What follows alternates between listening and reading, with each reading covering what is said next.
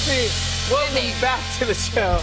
And thank you for coming on, because the last time, I don't know if you remember the last time I saw you, I was in the street in New York City here. It was. We were in the rain together. We were in the rain together, Yes. yeah. It was weird for me, and I just want to explain myself, because I didn't mean to be weird. It's okay. So I think we had just dropped our kids off at preschool, because our kids go to the same preschool. Yeah. And it was raining, and I was walking back home, and you were just standing on the corner being rained on. Yeah. With a bag.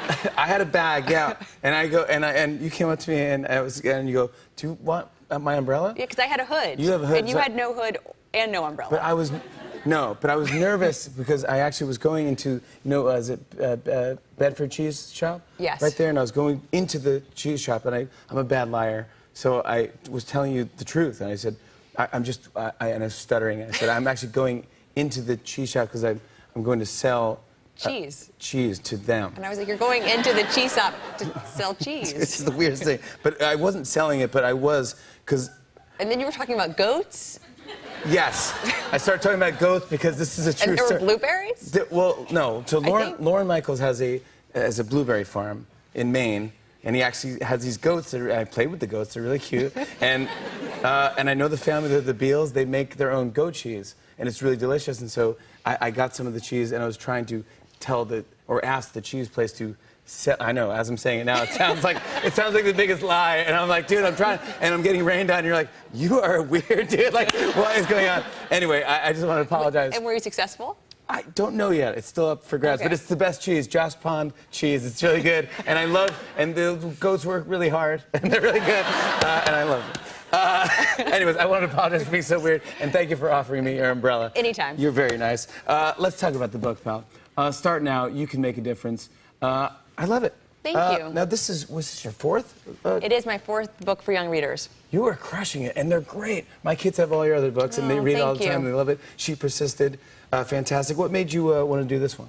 So the first book that I wrote for young readers was for preteens and teenagers called It's Your World. And when I was on that tour, I had teachers and parents, older siblings say, are you going to write a book for even younger would-be activists? And I said, oh, maybe. But that was rattling around in my brain. And so after a few years, I decided I had to kind of tell stories about 6, 7, 8-year-olds who were making a difference and kind of tackle some of the questions that I was concerned about at that age. And so this is Start Now, and it came out today. It's out today, and it's about health.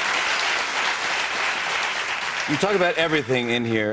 The first chapter is water, weather, and why we don't drink our poop, which is very. I'm sure you've had that conversation with your kids too. Yes, yes. Well, kind of. Yes, exactly. But yeah, I just love it. It's definitely for kids, but I actually learned stuff too as I was reading it.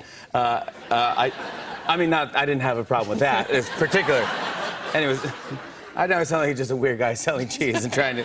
So I knew you were talking about the giant pandas. Yes, yeah. But there's a thing in here where you actually have examples from actual children of how they're already making a difference. Is there anyone that sticks out for you? Well, something I didn't know about until I started writing this book are buddy benches.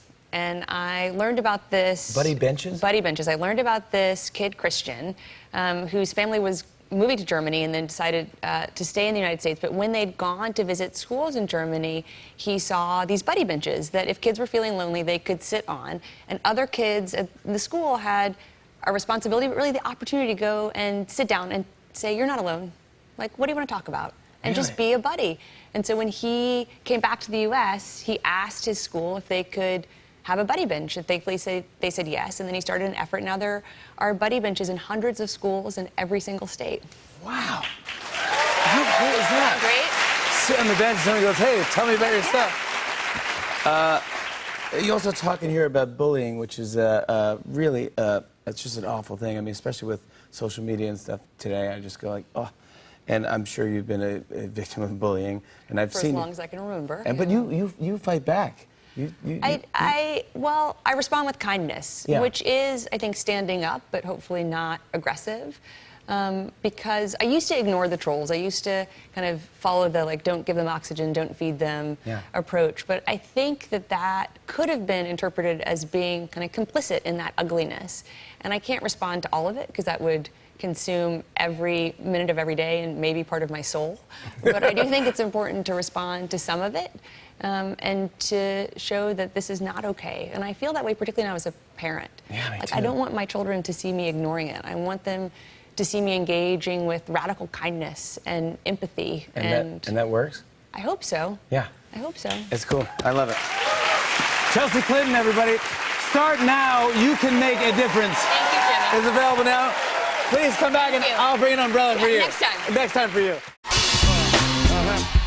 On and on and on. I said, and it's on and on and on.